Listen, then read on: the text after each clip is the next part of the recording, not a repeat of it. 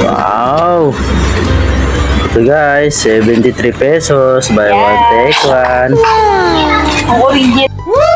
Magandang araw nga pala sa inyo lahat mga ka-reels, ka-video at mga kabiyahe. Ito nga pala at saktong pagdating ko galing trabaho ay saktong dating din ng aking order. Ang galing eh. Sakto naman dating ko yung saging dilim ng bayad.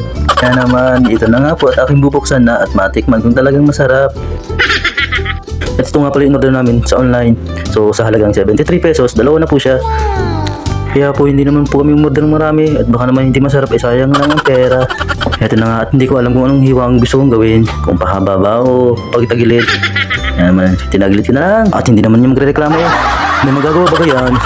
Ito na at aking mga ipiprito para matikman na ng aking Martin ko. Dahil sa lahat ng tuwan-tuwa eh, siya ang pinakatuwag-tuwa. Abay gusto ng mga bata ito yung ulam ay ganito ang kasarap eh. Kaya kung ako sa inyo guys, order na. Andyan lang sa online. Buy one take one pa minsan. Hindi mo to deserve pero deserve to ng mga anak mo ang ulamin. Kaya naman order ka na. At ito yung mga balik na tayo sa aking pagluluto. Ay nakaluto na ako ng isa. Ay maya ay naluto na yung isa. Kaya ang bilis pala itong maluto. Ay ito na ho at pangalawa na. At ayan na ho, pangalawang salang.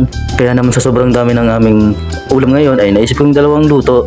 Isang prito at isang adobo na may halong talbos ng kamote. Kaya naman po aking iginisan ang bawang, dyan sibuyas at ang tinatad na luncheon meat.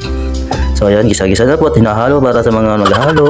Ay nagulat nga pala guys kasi 73 pesos dalawa ka talagang dumating. At hindi ko naman inaasahan na dadating eh. Siya dyan darating para sa'yo. Char lang ikaw muna dyan ako nagluluto. Huwag puro hugot, ibaon mo rin minsan. Ikaw muna.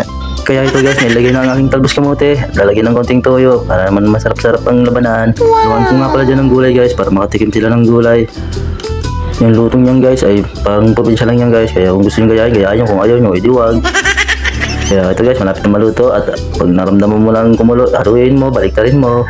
At syempre kasi ako mahilig sa sabaw, kaya dadagdagan ko pa rin ng sabaw. Ako yung sabaw eh, mahilig sa sabaw. So ayan, habang inaantay natin maluto guys, naka-like ka na ba? Like mo na. Baka naman.